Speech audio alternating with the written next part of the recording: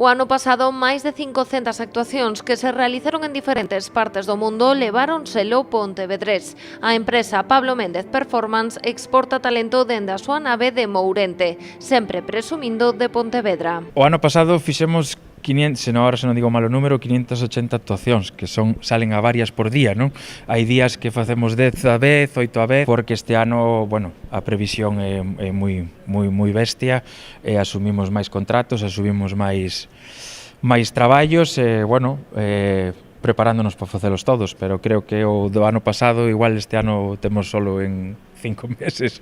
45 traballadores forman esta compañía que xa se ten situado como a primeira galega neste sector e unha das maiores produtoras de espectáculos no Estado. E temos que cubrir esa demanda tan grande que temos de traballo, pues, con un montón de artistas, e, bueno, están aquí continuamente formándose, preparando os espectáculos. Cando vamos por aí por todo o mundo, moita xente pregúntanos de onde sodes, de Madrid ou de Barcelona.